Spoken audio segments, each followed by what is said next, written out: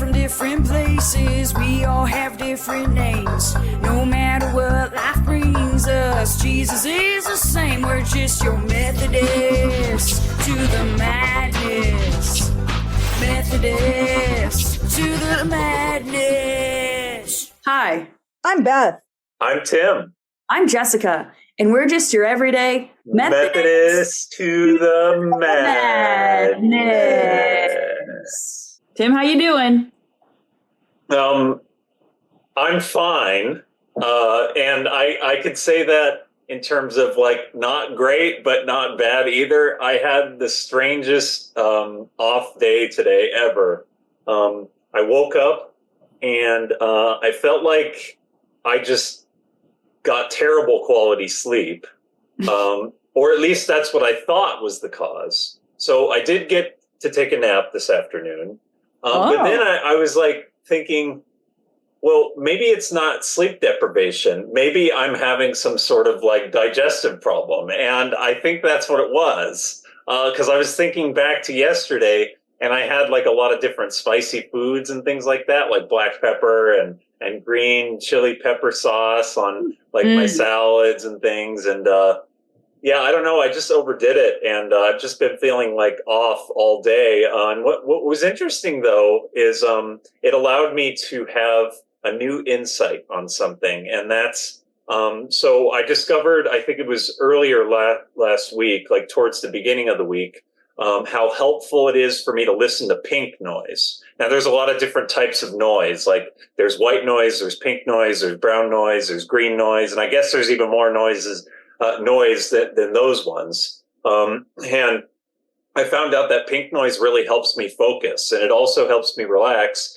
and it helps me sleep. So it's like basically a myriad of benefits. It's really remarkable. And so because I was feeling sick today, once I put the pink noise on, I was actually able to focus. And so that allowed me to see how powerful that the pink noise really is for me. So it was kind of like a blessing in disguise. But yeah, I basically it was totally crazy day for me today. I felt a little better after I took a shower. And I feel a lot better now that I'm on the podcast here. So it's always wonderful. Pleasure. Can you demonstrate what pink noise sounds like? It's kind of like that kind of thing, except it's not shrill at all. So white noise. So the difference between like a pink noise and a white noise is the harshness. Yeah. So white noise blocks out all frequencies equally. It's the presence of red in the noise. It's red. It's a Valentine's Day noise. Yes. Okay. Yes. Wait, Beth, yes. Did you say bread? Red. I'm still thinking about bread. Who am I kidding? I'm always thinking about bread. Yeah. Pink noise has bread in it. Yeah. So that's what it is. Yeah. So anyway, white noise is all the frequencies blocked out at once at the same volume, whereas pink noise has a little bit higher volume on the low end of the spectrum for the frequencies of sound. So it's not as shrill, and so it's a little more pleasing. But if you're trying to like study or something like that, then white noise is probably the most effective because it blocks out like any ambient noise that could possibly be in the room. But pink noise is a good like balance. And then I guess brown noise takes it a step further, and it's even like lower in frequency than pink noise, but I don't need to listen to brown noise. Pink noise seems to work just fine, but yeah, I don't know. That's my big enthusiasm now. Besides that, I'm trying to cut down on not the typical social media that everybody thinks about, like Facebook or like Twitter or things like that, but I'm trying to cut back on the ones that I actually tune into, which are things like YouTube and Reddit and stuff like that. And like, I noticed that I had like this interesting routine where I would kind of like go on those websites like first thing in the morning, or I would go to my email and see if there's something new, and then I would go on YouTube, and I wouldn't even really spend time watching any one particular video. It was just kind of like a scrolling thing, like people would do in social media. So I I came to like an epiphany, I guess, that I really just don't have to do that in the morning, and that's been giving me like a significant feeling of therapy. So Good. yeah. So yeah, that's what's going on with me. I'm feeling better now. So hope the rest of the week I don't feel sick with some sort of food related ailment. Yeah. I'm glad it wasn't anything to do with last Saturday at all. You know? I'm so glad you brought that up. I wanted you to introduce that, Jessica. Last Saturday, we had a Mardi Gras party at our house with the young adult life group. And it was really funny. We played a lot of games, including like normal towns in Louisiana that you had to pronounce, like different words that were around Louisiana that you had to pronounce. So like we would hold up a card that had the spelling of the town or something, and then everybody had to like raise their hand or give their favorite noise when they thought of Mardi Gras. They had to shout that and try to say the word. And Tim, do you remember one of the words you tried saying? Poncha train. Oh yeah. What Poncha train or I can't remember what it was now, but I do remember making like a really like interesting sound that nobody else was making. But people were making sounds like "woo" or something like, or maybe that was the sound I was making. I don't know. It was a lot of fun, and we bought a bag of like tiny little babies. Because in king cake, you hide a baby in a king cake. So we hid like 25 little babies around the house. And the person that collected the most got a prize. We played fishbowl. I mean, anyways, it was a bunch of games. But Amber had made traditional muffaletta. And then we had king cake. We had jambalaya. Or as Peter likes to call it, jambalaya, because Amber makes it. But it was a blast. Like we love being able to carry this tradition with our family and being able to share it with everybody in our young adult life group was a lot of fun. So it was good. We had a good time. Yeah, it was a wonderful time. It was so much fun, like seeing everyone, and then we had like lots of laughs. I remember one of the games that we were doing was basically we were guessing, or one person had to guess what a word was based on certain criteria. So the first criteria was you had to describe what the word was to the other person, and then they would have to guess. And then the second criterion was people would do charades. But the good news is you already had went through the words once, so the odds of guessing what the charades words were was much higher than if it was like the first time. And then the final thing was you had to just say one word, and then the person would have to remember what that one word was referring to. And so that was just a really well thought out game and very entertaining. It was very nice, but it was just nice seeing everyone, and it was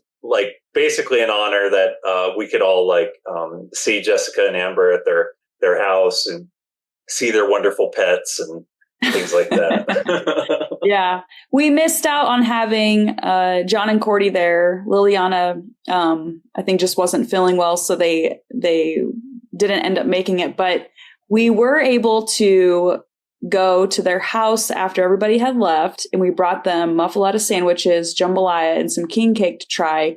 And then we brought Julian some Mardi Gras beads and one of the Mardi Gras masks. And he was so shy at first. He's like, no. And then by the time we left, Pastor John was sending us pictures, and Julian had put on the Mardi Gras mask, had the beads around him. We had little like twirly straws that had Mardi Gras things on it. He was drinking out of that. It was the funniest thing ever. But we were glad that they could at least celebrate a little bit. So yeah, absolutely. I think that's like the really nice thing, having those souvenirs. That's what I would call them anyway. Having those masks and necklaces to remind us of how much fun we had at Mardi Gras. And one other thing, and hopefully you remember this, Jessica, the name of this, but we celebrated this on Saturday, and Mardi Gras actually means Fat Tuesday. So someone actually mentioned what the other gras would be, like Fat Saturday, because that's what it was, Fat Saturday, not Fat Tuesday. I think it was Dawn, because Riva was telling us what her dad had said, and I honestly don't remember what it was, but it was started with an S. Yeah, I have no idea what it was. It was funny though, but but yeah, traditionally Fat Tuesday would be like your last day before Lent, before you gave something up for Lent for the 40 days, and so, anyways, right. But we will continue the laughs as we embark on Lent season. But anyways. Yeah, definitely. Yeah. So Beth, what have you been up to? Well, spoilers, my update is gonna be kind of a huge bummer. So mine was pretty bad. So settle in. I think I can top it, Tim. I think I can top it. Oh. Well, yesterday, my dad wanted me to pick the movie that we watched, and Twins. This isn't the sad part yet of my update. I was like, what did you watch, Marley and Me? No, might as well have. No, just kidding. I chose the movie Twins with Arnold Schwarzenegger and Danny DeVito because it's on Netflix right now, and then I made my entire family watch it with me. And we got snacks and everything, and our internet was going in and out, so we weren't sure if we were even going to be able to watch the movie, but we did. We watched the movie. Nice. That was a weird time. Everybody go watch that movie. If you haven't seen it, it's not new, but it's good. It's it's not new. And before I move on, I wanted to share that my boys are almost exactly 2 years apart. They're 2 years and 3 days apart. And wow. When Owen was 3, he was like this skinny little beanpole, and when Owen was 1, he was just like this cute little roly-poly guy, and he didn't walk until he was like 15 months, I think. And so I remember I would have Jonah in a stroller, and Owen would be walking next to me in the stroller, and people would often ask me if they were twins, and I was like, no, they're not twins. And I told that to Craig. I was like, people keep asking me if the kids are twins, and Craig was like, yeah, maybe in the Arnold Schwarzenegger and Danny DeVito in the movie Twins way. And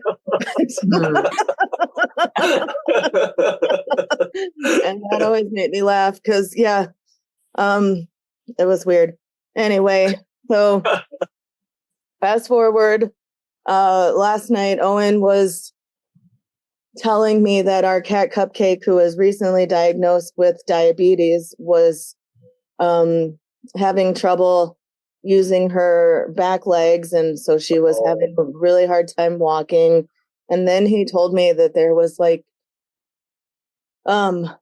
something on her chin, and when I looked at her chin, it just looked really swollen. And so I decided to try to give her insulin and give her food anyway, just to see if she would eat it.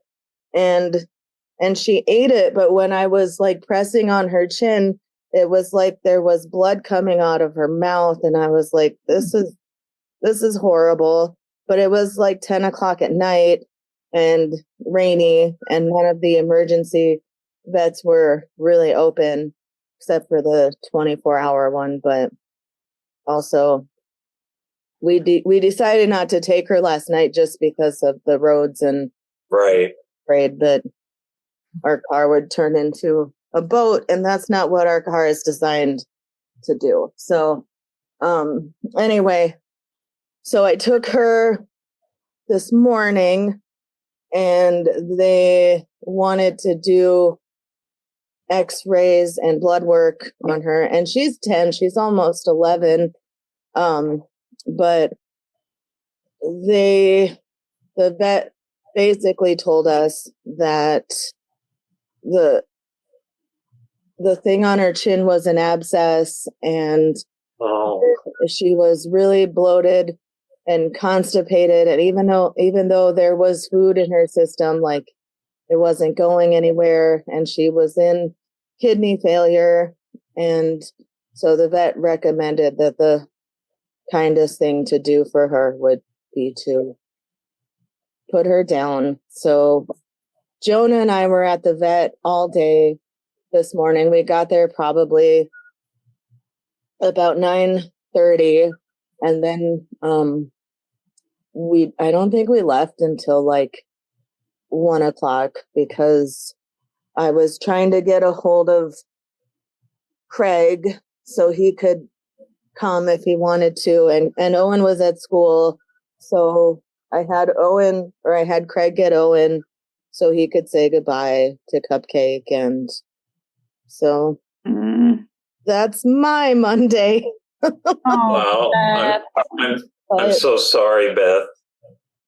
That's I don't know, I feel like the weather is very appropriate. that is true. And It's not Tim's water bottle. our tears. But after we said goodbye at the vet, we went out to eat together, and we just shared funny stories about Cupcake. When she was a kitten, she just would get into everything, and she loved being up in high places, and like, it wouldn't be unusual to find her like on top of the refrigerator. One time she was sitting perched on top of our actual door. I don't know how you got there. I don't know how you expect to get down. And one time when she was a kitten, somehow she had found herself in the silverware drawer, and it was open a little bit, and I just looked in, and there's her little tail just hanging out with the spoons. So, and hey, there's actually a song called "Cats in the Cradle and the Silver Spoon." that's kind of a sad song. Yeah, that's true, actually. But so and she was like the most food obsessed animal I've ever met. It didn't matter like what you had, she wanted some of it. And so when we were leaving the vet, I was like, well, you guys want to go to lunch so we can enjoy some of Cupcake's favorite foods? And yeah. And the boys were like, what was her favorite food? And I was like, food. So we went out, and she was a really sweet cat.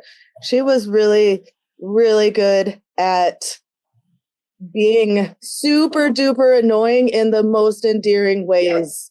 Yeah. She was always like wanting attention from Jonah, and so she would go into his room and like lay on top of his keyboard, and he was telling me that whenever he would try to play a game, she would always end up pressing the escape key somehow, which would pause his game all the time. And a couple years ago for his birthday, we bought the boys new computers and new computer monitors, and she had this really weird thing. Like, she would try to do it to my phone and to my Kindle, where she would try to like bite the corners of it. So I'd have to like shoo her away and be like, go away. But it didn't occur to Jonah to do that. So she bit into his brand new monitor and ended up ruining it. Oh my gosh. Wow. Yeah, I totally know the experience of having the cat lay on the keyboard, because I used to have a cat that did that, and it's very cute, but also very inconvenient. Yeah. That was her specialty, like being so annoying, but being so endearing about it. I think that's cats in general, but she was really good at it. Yeah. Well, I'm sorry to hear about that, Beth. I think I've lost a couple pets as well, and it's like, it never gets easier, does it? I don't think, no, it doesn't really, no. And I'm like, now I have like over 30 pets, and I'm like, oh my gosh, like what have I done to myself? I'm like setting myself up for so much heartbreak. I know, but it's worth it. It's so worth it for like the amount of joy that they bring to you, like during their lives. Yeah. And I don't. Yeah, I think what people without pets do all day. I'm laughing at my dogs all the time because they're always doing the most hilarious things. I know. I have the same thing with my dogs. In the case of like having pets and continuing to have pets and so forth, I think that even though we experience the heartbreak, the joy like outweighs the heartbreak every single time. You're right, Tim. Yeah. So and Jonah jokingly said to me, Mom, when are we gonna get another cat? And I was like, let's go get a kitten right now. And he was like, I don't think that would be fair to Cupcake's memory. Okay, Jonah, we won't get a kitten right now. Yeah. I think there might be some established waiting period. You know, when you have a pet that passes away, how long are you supposed to wait? 1 day? 1 week? 2 weeks? I'd say at least 2 days. Probably more though. Maybe so. I think everybody's different. I know we waited almost a year before we got another cat. Oh, wow. But I think everybody's different though. I mean, right. Yeah, I'm not sure what we're going to do because Cupcake was like Jonah's little buddy, and he came downstairs to get a snack and bring it up to his room, and he said, it's going to be weird, trying to eat my snacks and she's not trying to steal them. And he teared up a little bit. Yeah, absolutely. I think this is a good way for Jonah to like process grief and like really understand it. Yeah. Well, I didn't tell him that she died. I said that she just went to go live at a farm. No, I'm just kidding. He knows. Oh, I actually kind of bought that for a second, Beth. I've never been comfortable lying in general, but especially about that kind of stuff. Because right. You find out as an adult, you're like, what? I feel like it does more harm than good. Right. Speaking of things that are going on, including thanks, Jessica. Including Jessica, you've got 30 seconds. It's actually important that Beth shared this because our ministry moment kind of is somehow connected to this, and the audience will understand in about however many minutes it takes for the announcements. That's correct. So on February 8th, there's GriefShare at 6 p.m. in the Fireside Room. Also on the 10th, the In-Betweeners club, group, squad, whatever you guys call yourselves, go to Sal and Andy's house. That's going to be the In-Betweeners are meeting there. And then on February potluck. What? It's an Italian potluck. Yes. So I wish I could be an in-betweener just so I could show up. Anybody can. I mean, Andy is. You're probably like the same age as Andy. Probably. Very likely. Like early 20s? No, I'm just kidding. Yeah. I believe she just turned 21. Yes, same. Yes. And then on February 11th, Super Bowl Sunday, at the church, there is an Ignite Super Bowl party. So for all you youngins that are under the age of 21, head on over to the church to celebrate the Super Bowl and celebrate Taylor Swift. And Also, then go ahead. I was going to say, for those who aren't celebrating the Super Bowl, I did just research when and where the Puppy Bowl would be streaming. Ooh. It's streaming on Max, if anybody has Max, and it starts at 11 a.m. That is the perfect What I'll time. be doing Yes. in the Puppy Bowl. I'm so glad you mentioned that, Beth. Thank you. That's wonderful. Yeah. Same here. I think there's even a Kitten Bowl, but I didn't research that one yet. Yeah. Yeah. So there's fun for everybody, basically. Fun for everybody. There is.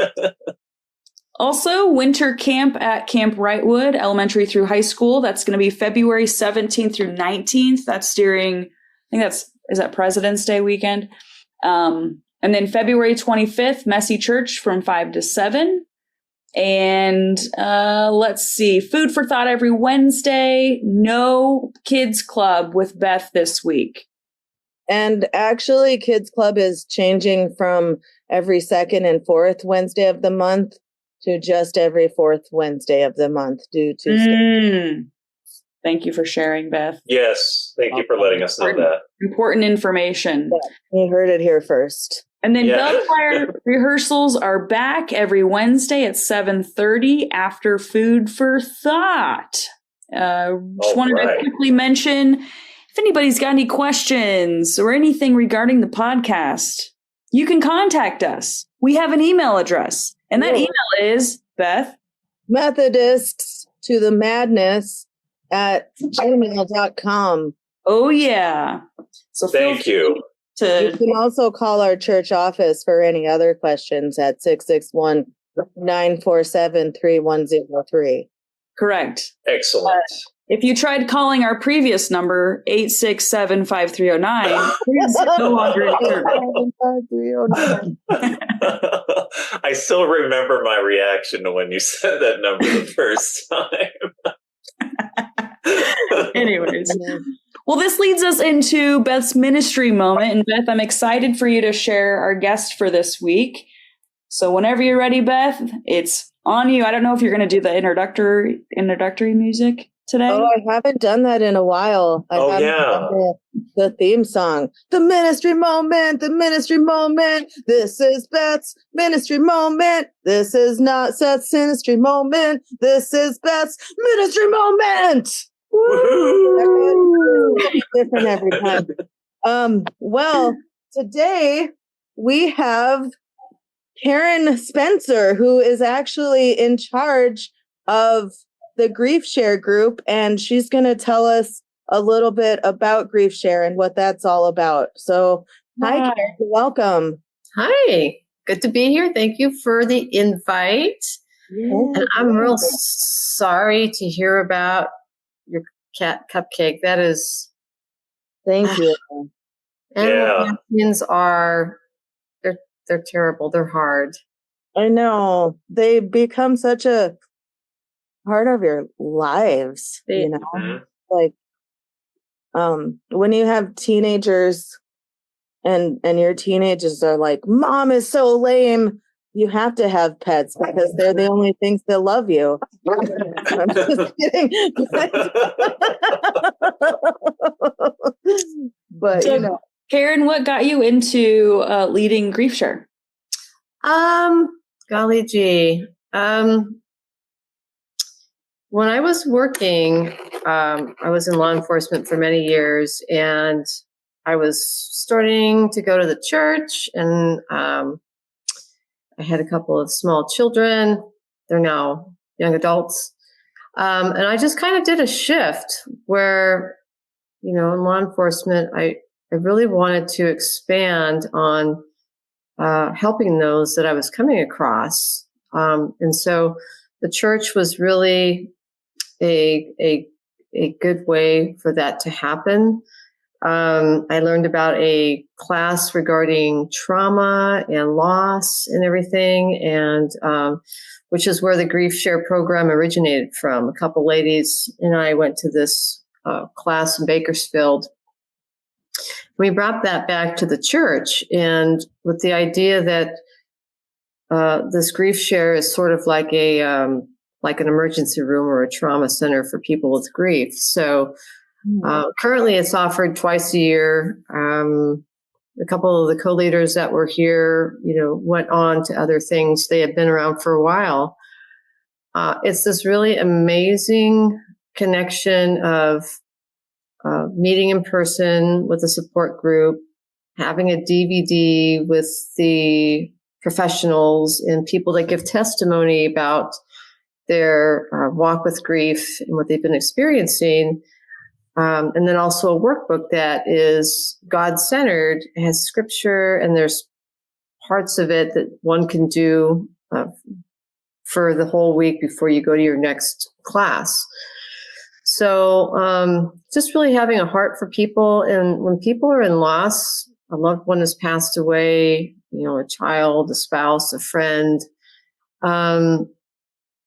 The ramifications of that loss last for an awfully long time beyond just, people being concerned in the moment. And then, the funeral happens, and then, friends and family and coworkers and people kind of go off back to their lives. And, the individual is still left with that gaping hole in their life for the person that they lost. And, so that's pretty much how I got started, because law enforcement is a different skill, even though compassion and empathy is very, very helpful in that line of work.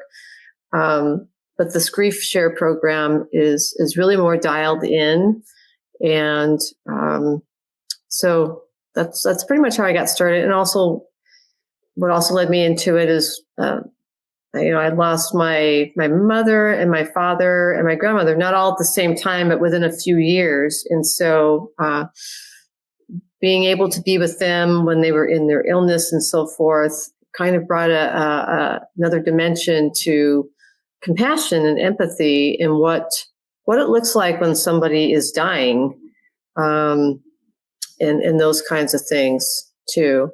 Yeah. Yeah.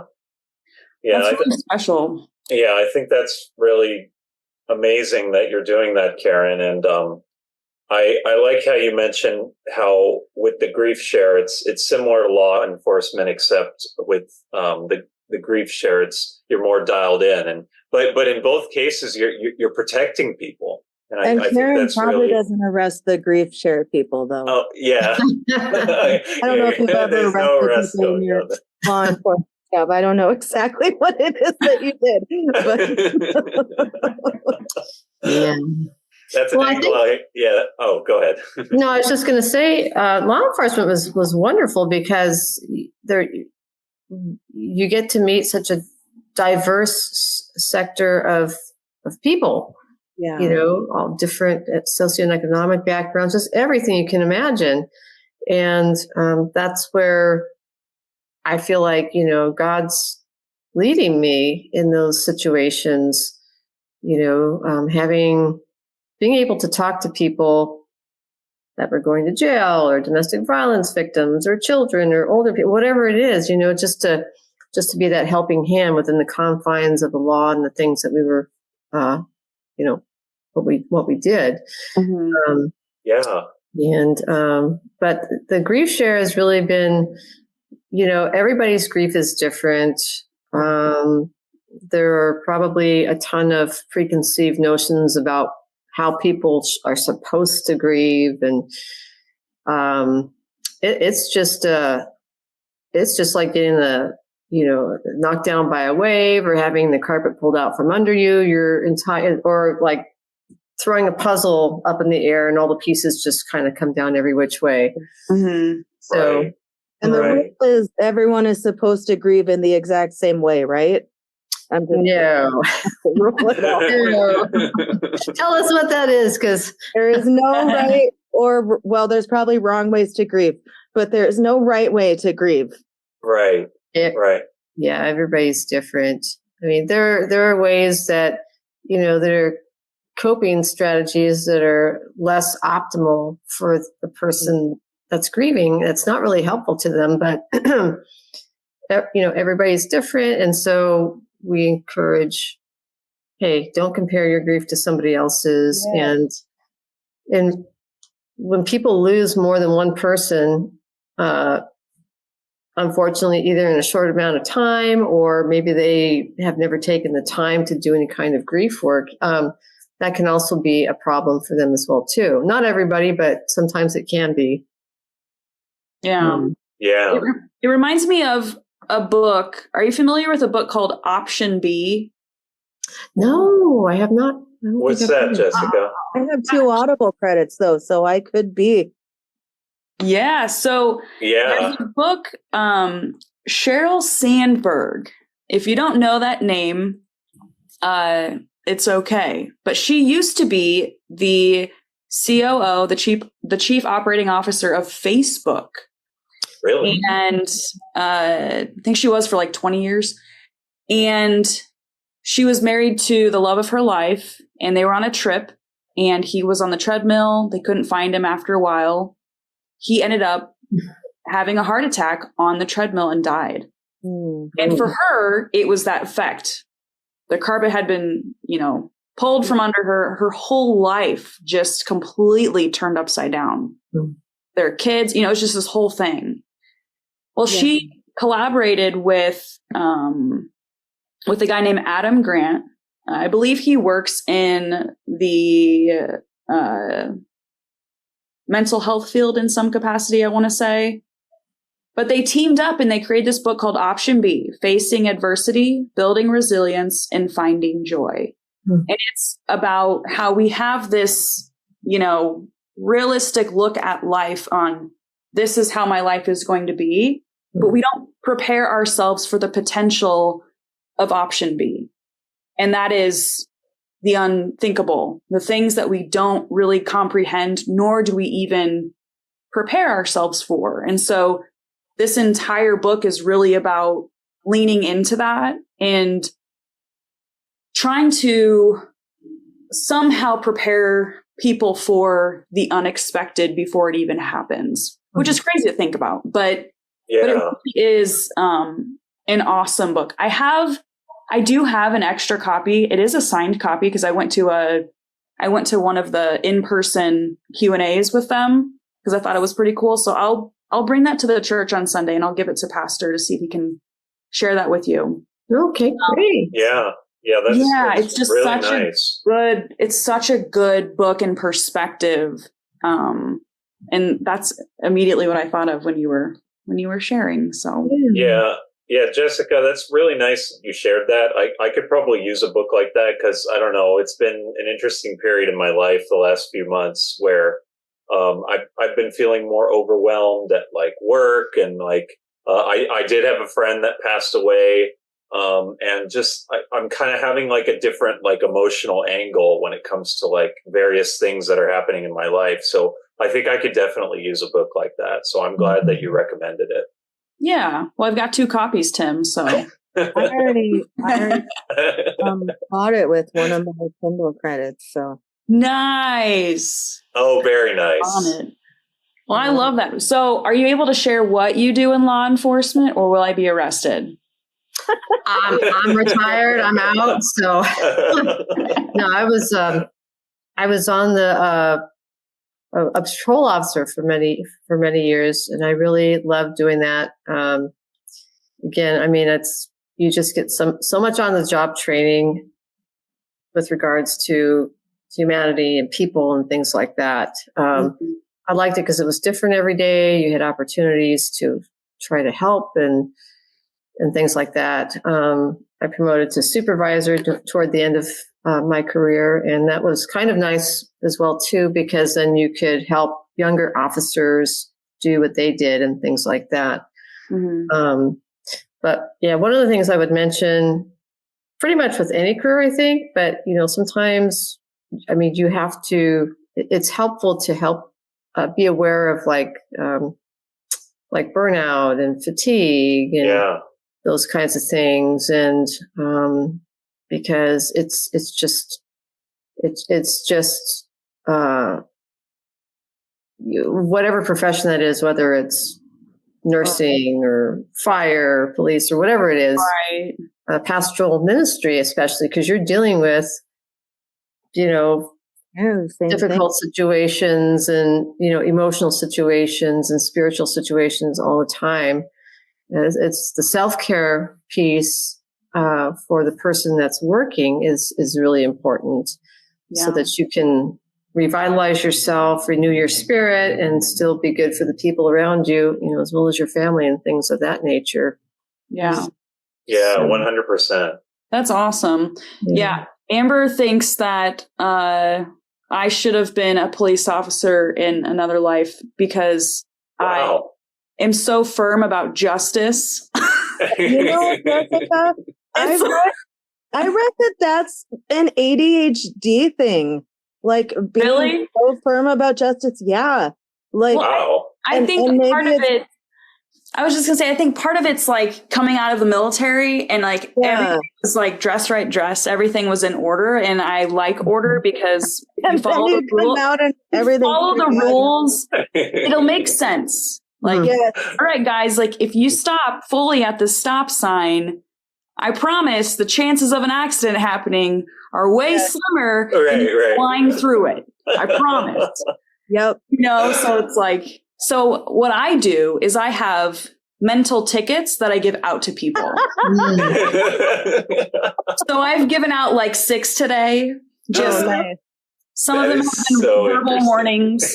Verbal warnings. but that's what I do. I be like, they just got a ticket. They did a rolling stop. They are anyways. I love that.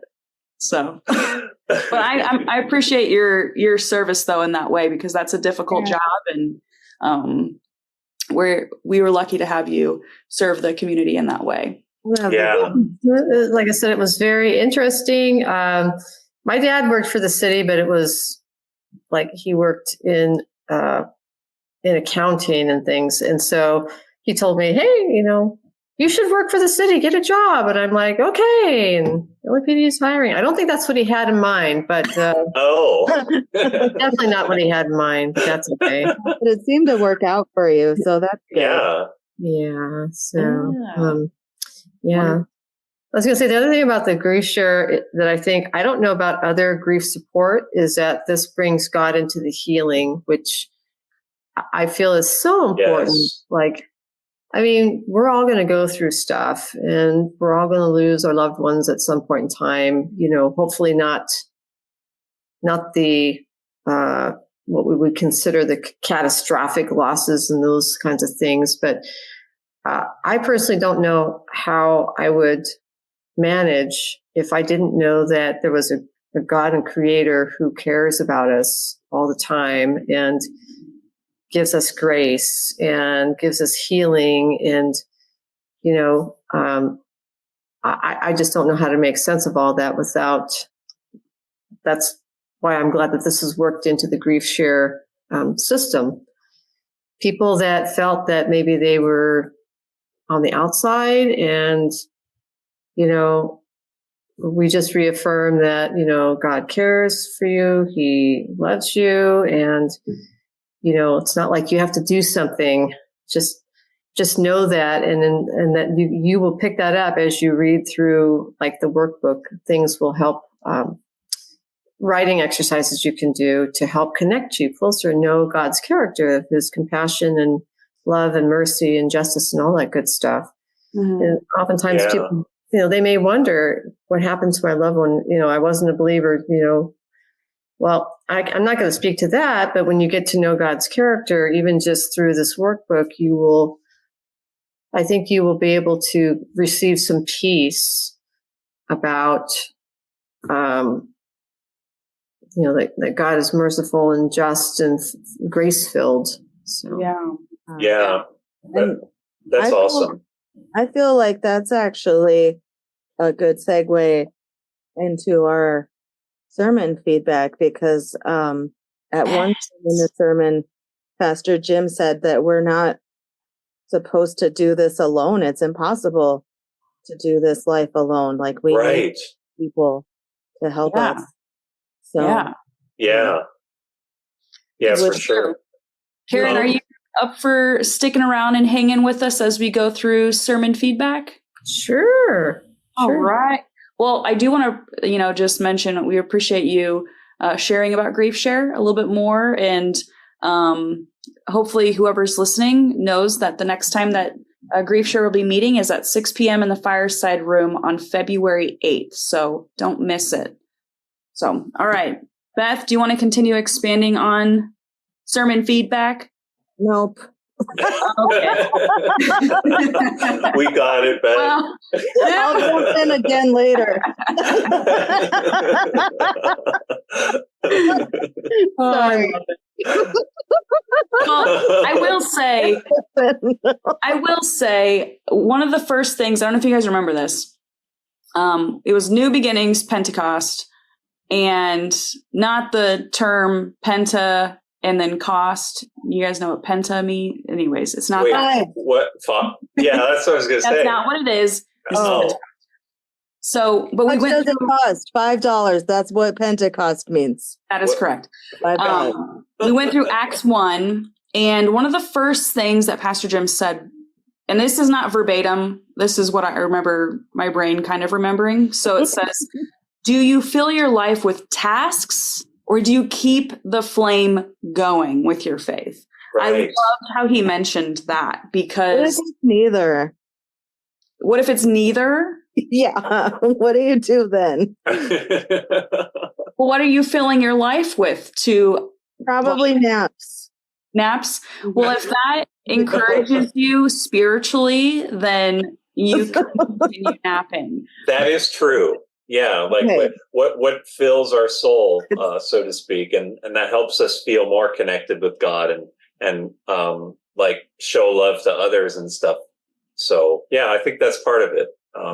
In between, kind of like we were talking about the in-betweeners, kind of being in between tasks and the fire. That's nice. It's we're kind of on the struggle bus right now, and we're just trying to get through life. Just yeah. But I thought it was pretty interesting, and I loved how he was talking more so at the end about how we've been called to be on fire for God's kingdom. And I remember even when I was younger, I was in like small groups and stuff, and we were like, we're on fire for Jesus. And like, it was like, wow, kind of, I don't know. I think we made light of it, and it wasn't real enough in that point in my life. And now you were literally setting yourselves on fire for Jesus. Right. Yeah, totally. And it was just, I don't know, there was something that he was just preaching, and it literally just stirred my spirit, and it was so encouraging. And then he's like, don't walk away and just say that that was a good sermon. Mm-hmm. Because you missed it. And I was like, oh my gosh, but this was a good sermon. Like, I know, I was thinking that too. Yeah. So, but either way, it was, but it's just encouraging to surround ourselves with those that also encourage our spirit and lift us up in a way spiritually that maybe there's a week where I'm unable to really motivate myself to read scripture, but Beth is motivated in that way, and she speaks on that, and then it encourages me, and we're, kind of fanning each other's flame and getting each other motivated in that way. And it's then the spoon thing again. Yes. Yeah. So I loved it. It was so motivational. So I loved it too. I think you touched on a lot of the stuff that I was going to bring up, Jessica. So not to reiterate that, but expand upon it in the way that it kind of reflects on my life regarding the experience of the Holy Spirit. Mm-hmm. I'd say that really the Holy Spirit has been a big part of my life since I joined this church. I didn't expect that my faith was going to grow as much as it has And like, and we were talking about like grief and so forth. Like I've been finding myself leaning on God more and more, especially in those periods of like basically emotional devastation.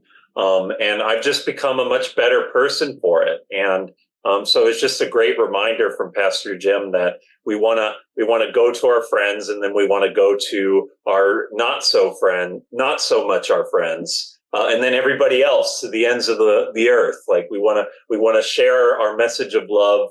We want to be that loving person towards others, and by doing so, we'll make the world a better place. And so.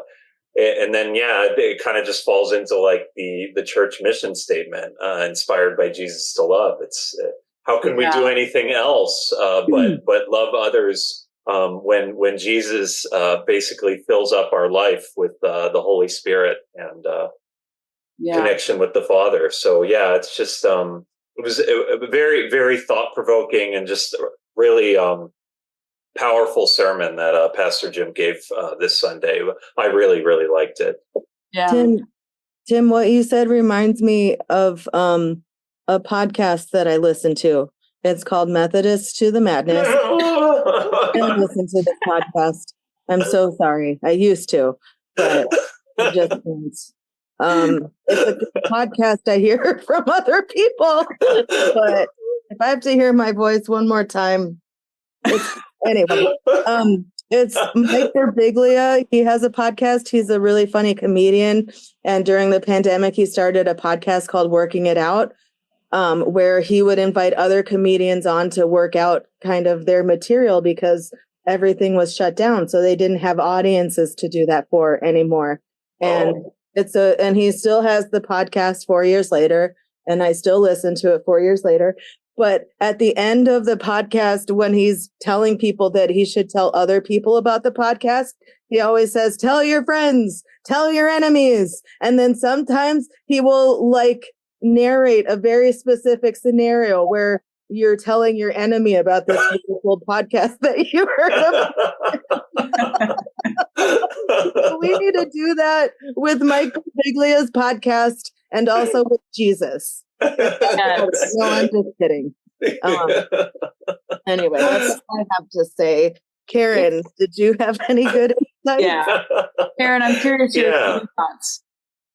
Oh, yeah. I thought it was excellent too. And one thing that stood out to me was when he, I'm just checking his notes on this, but about God doesn't look or send.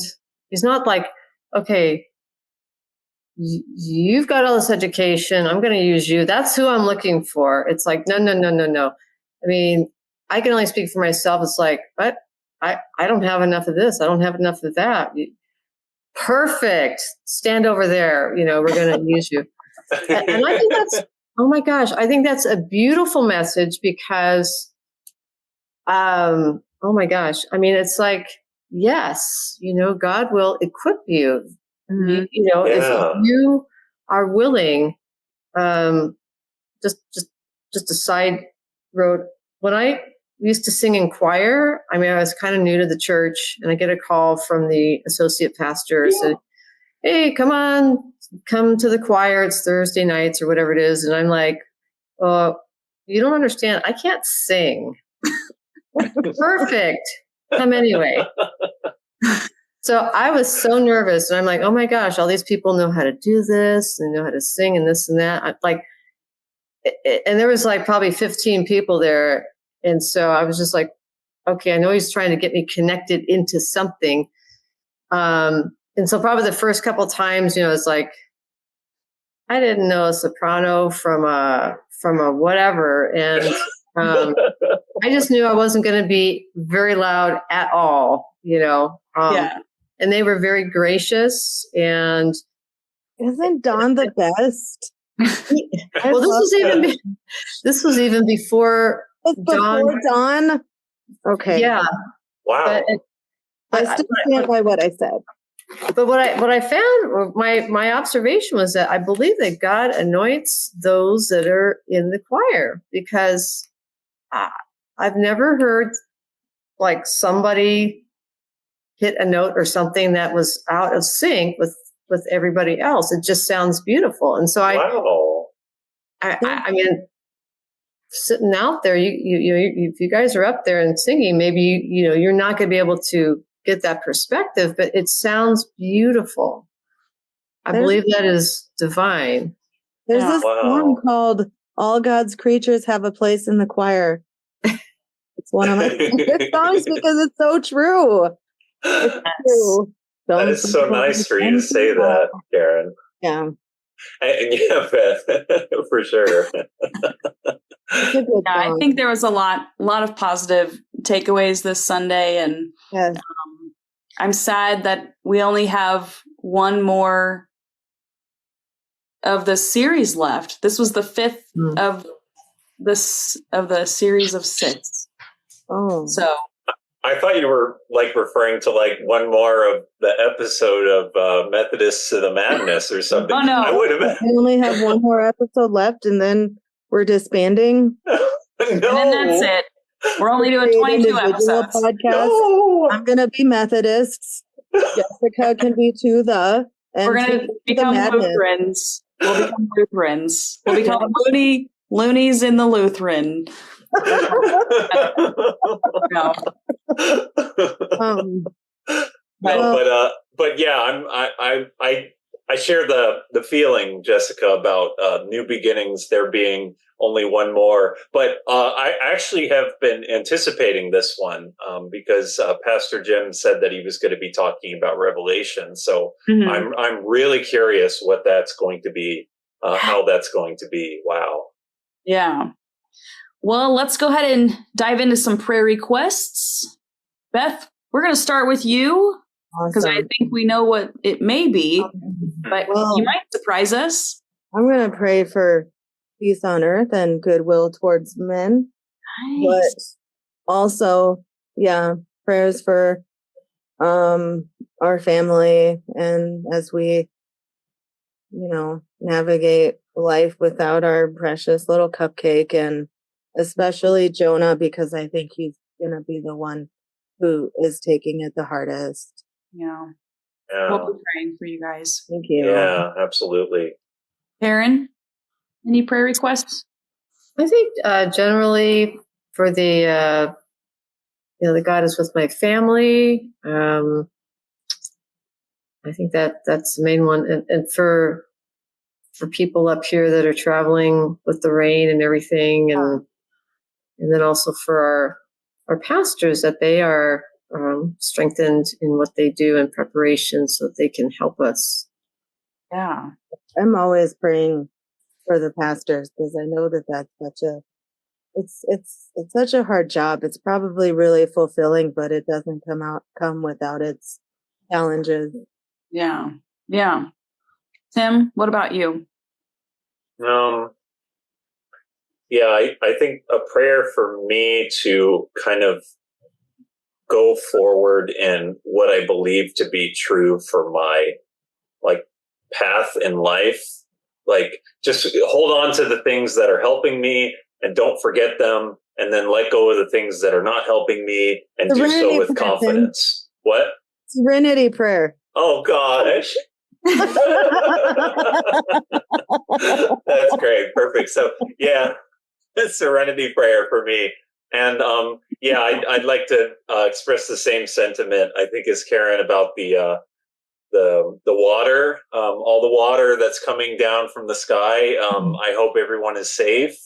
I guess there was some emergency announcements about flooding and things like that. So for anybody that's been flooded out, prayers for those of you, and hope that no irreversible situation happens, and something that can totally be reversed, and everyone is healthy and not in trouble. So, yeah. Jessica? Oh my gosh, thank you so much for asking. I'm getting better. at remembering to include you. This weekend is a big weekend, and I didn't even think about there might be travels. I'm thinking the rain's supposed to stop by like Thursday, right? Yes, I think. Yeah. So I think we'll be fine with traveling to Irvine on Friday. But yeah, this weekend we are traveling to Irvine to be closer to our donor, and they will be donating for us so that we can hopefully start a family. That would be great. Yeah, absolutely. Yeah. And so that's what we're doing later today is we're signing legal documents so that we are protected legally. So all the fun stuff getting notarized. Yes. Hey, Jessica, when you do have a baby, they get to a certain age where they can like crawl and walk around. It would be great if they have an encounter with the blow up alligator like we had at the Mardi Gras party. Yes, absolutely. Absolutely. Right on that. Well, that's my progress, but yeah, prayers for you, Jessica. So I think just hoping whoever's listening to lift up all of our prayers that we have, and again, Karen, thank you so much for joining us for today's podcast. We're so excited that you were able to share your insight. And we're grateful to you that you lead GriefShare for our church, because that's very important. So yeah, thank you so much, Karen. Thank you for inviting me. I appreciate that. Yeah. Yeah, and it's been a blast. It's been so nice here this evening, and hope everybody's safe. And we'll chat with you next week. Different places, we all have different names. No matter what life brings us, Jesus is the same. We're just your Methodist to the madness. Methodist to the madness.